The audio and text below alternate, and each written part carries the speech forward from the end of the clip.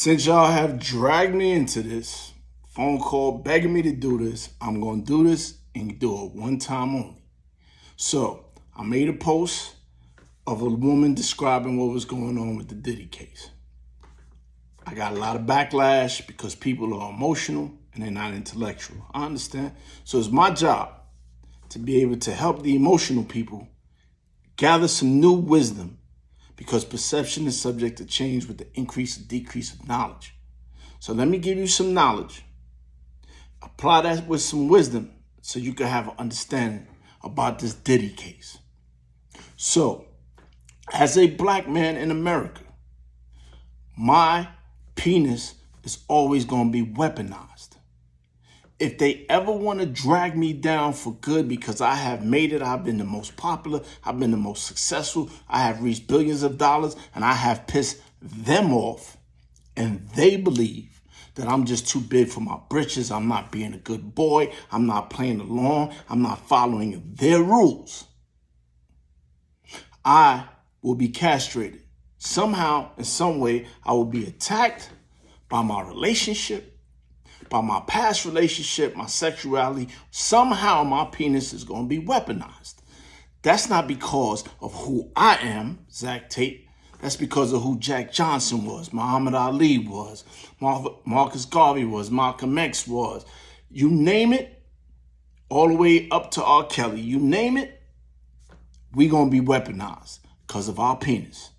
That's how it's been from the beginning of time. For some of you who are so ignorant that don't know history, you don't realize that they used to grab people who invented the greatest things that you have today. Grab them and lynch them, and the first thing they do is cut off their penis and steal everything that they invented, and you run around today thinking these other people invented it. So that's number one. Number two is this. Domestic violence is domestic violence.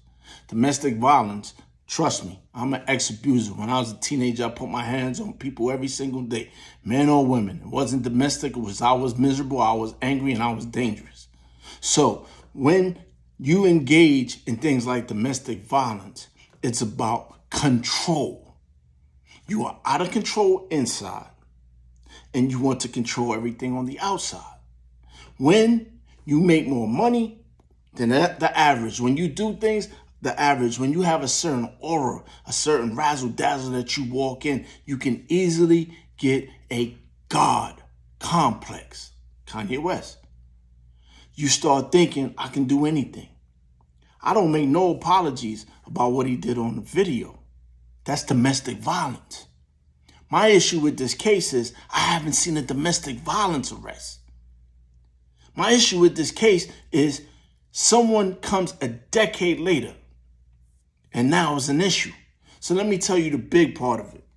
The big part of it is that these is two toxic people in one relationship.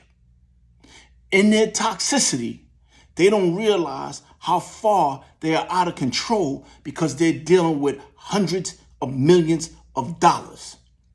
There's no woman who has a man who makes millions who has not attached a part of her ego and identity to the wealth that that man has.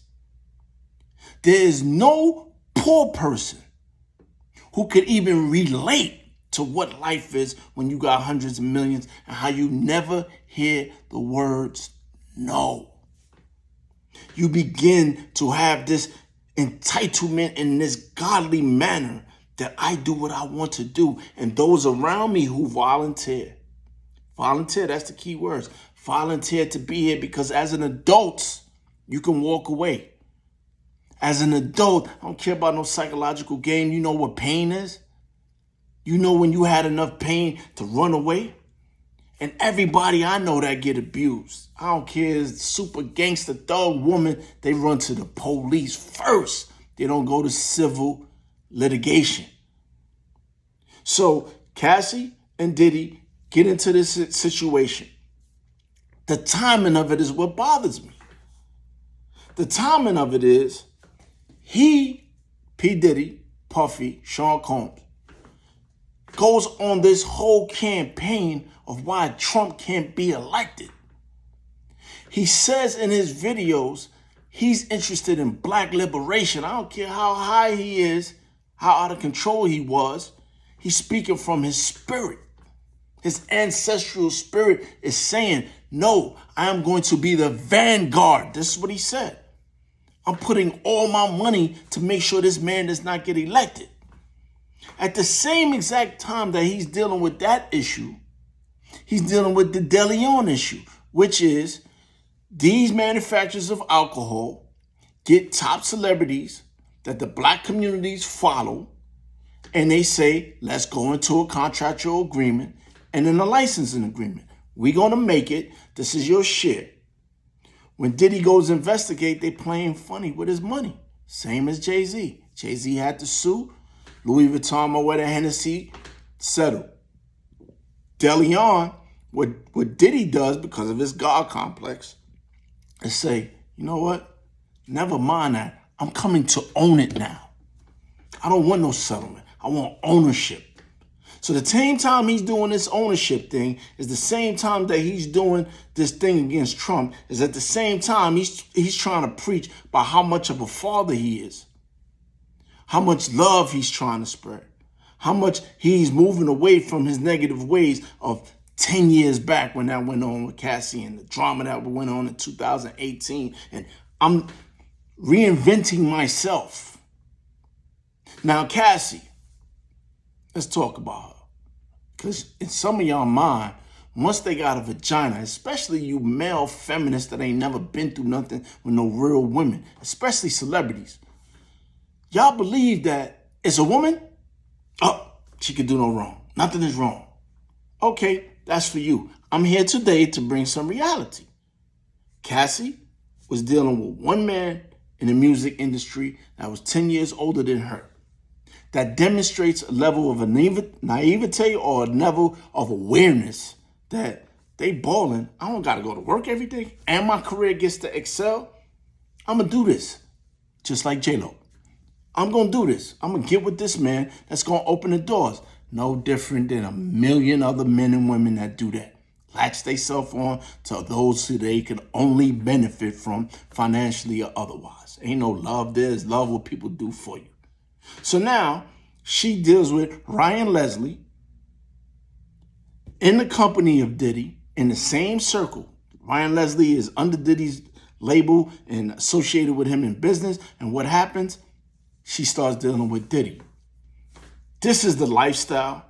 This is sex. This is drugs. This is rock and roll. This is wildlife. The same applies for any celebrity you name. It's a whole different world that you average people and average jurors know nothing about. You on the outside imagining what these people are living. Let me help you. I was on the inside. Let me help you. So what happens in this lifestyle, when these volunteers engage in partying, they don't want the party to stop. They don't want to engage in adulthood. They want to stay as someone's beneficiary, someone's dependent. So you know what them women do? Whatever they gotta do. And what do men love? Sex, more sex, power, and anything that's gonna stroke his ego. So now, at the same time, the Federal Bureau of Investigation launched a RICO charge, racketeering influence corrupt organization. Generally, this law was created for groups. It was created for the mafia. How do we bring a group of people down for what a handful of people have done? Everybody that had RICO cases, Young Thug in Atlanta, just beat his case. Well, copped out, but he's home. RICO cases, like 40 of them. They charged Diddy with RICO. One person. Where's the organization? Where's the group of people they keep talking about at trial? These group of conspirators. Who? Where they at? Why you didn't charge them? Why they not sitting in the courtroom with him? So now, Cassie gets on the stand. She explains to the world through her text. Never mind what comes out her mouth. Her mouth is an agenda. That agenda was she got $20 million from Diddy's business. Go away, shut up. I was madly in love with you. You was my girl. I'm worth $1 billion. I want y'all to think about that. I want you to think about that. You, the family member, the person that sees your greatest intimacy, the person you love, share your bed with, know your mom and your family, everybody. You love this person to death, but y'all just have your own way of freaking off. Freaking off is not illegal. It ain't even immoral, depending on how you want to be the judge of it. Like you ain't never freaked off or did something that the whole world got. You ain't got no skeletons in your closet? So automatically we gonna make freak offs a federal case. Then that means a bunch of people will be in prison. Every time you got flown out, you was engaged in sex trafficking. Every time somebody flew you in, you was engaged. Every time you bought some penis, you are guilty of sex trafficking according to this FBI thing. So now, Cassie gets the settlement for 20, doubles back, sues Intercontinental for the videotapes, gets another $10 million settlement. That's $30 million. Why now? Let me tell you why. Because she ran away with the fitness trainer that Diddy was paying for. Ran away with him. Imagine that. I'm paying for a trainer. One thing a man don't like, I could sleep with 25 women in a week. The woman I love go sleep with somebody else without me knowing or without our agreement, it's going to destroy me and it's going to attack my ego and my level of control and my God complex. Yes, it's a double standard. Get used to it. Stop saying it. It's like saying a man got a penis and piss. He could piss standing up. Yes, it's a fact. Just handle it. So now she gets this $30 million. Never went to the police and said, I want him charged. Here's the evidence. Here's the bruises. I want him arrested right now. And stood on there, stood on her business. No, she ran away with this trainer. She's broke. That trainer ain't got no money. Personal trainer that fell in love with somebody that's getting fed by Diddy. Now that they broke and about to have a kid, let me do this money play. Why you ain't do this 5 years ago? Why you ain't do this a year? Why you ain't do this after the first sin? Oh, psychologically, the way that people who are abused are under the impression that they are being rewarded. Man, you know pain. Stop playing with me. You had enough sense to know to be able to sue somebody for $30 million, but you ain't know to go to police precinct? That's all I got to say. All I have to say is I'm not defending Diddy. When I have went through the criminal justice system, I have went to trial, you don't know as the average citizen how dirty these people play. They don't care about your life. They care about their promotion. They care about their jobs. They care about the status that they receive. I convicted so-and-so. They go so obsessed with these titles at our expense. Domestic violence, that he's guilty. Racketeering, stop, man. Organization, what? His employees flew him and drove him. That's what they get paid to do. Ain't nobody sit down and say, oh, we're putting together this whole scene so they can freak off. When the man stopped dealing with her, she was texting him, could we freak off? When she said, I'm done, I'm leaving you, and running off with the trainer, she went back and was having sex with Diddy and FaceTimed her now husband while she was with Diddy.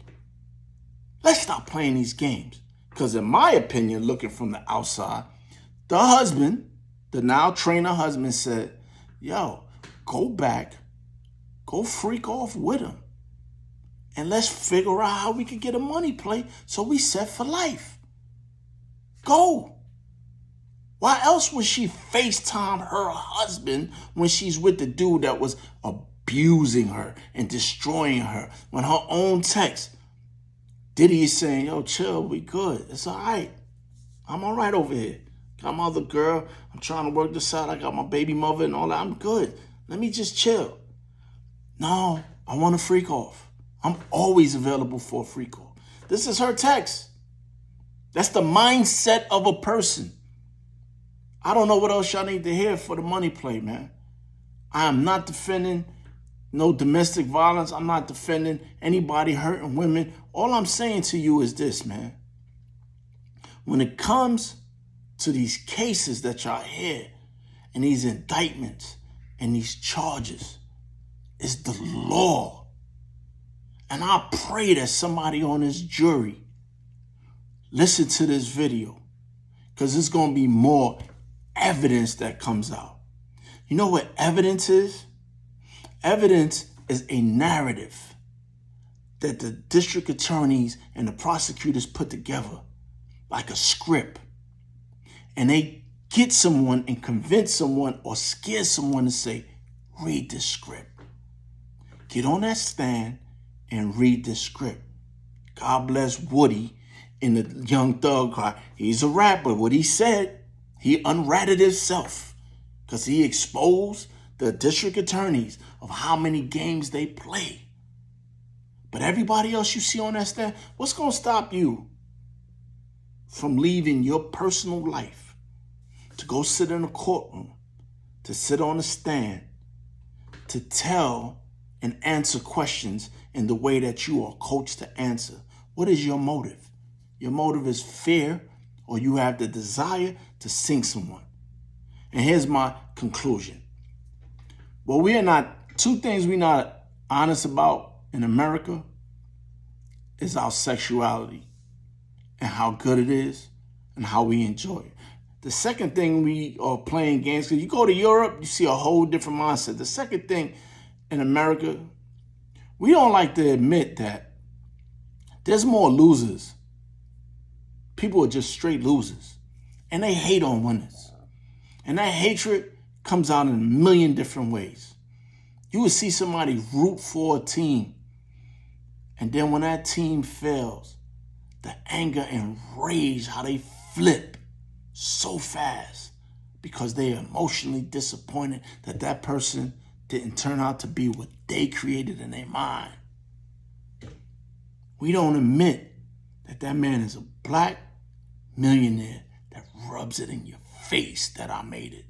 No, he's too arrogant. We don't admit that it rubs losers the wrong way. So you losers keep losing. Winners is going to keep winning. But when it comes to the law is the law. It's not about emotions. It's about what is proven on the law. And this is a domestic violence case that is prosecuted by the FBI. Really? The FBI? Because you and your girl had a fight in a hotel on video. The FBI is involved? Nah. When you got big enemies, they send out big guns. And CIA and FBI and even the NYPD or any of these local little police follow what billionaires tell them to do. Look beyond the obvious. That's all I'm saying.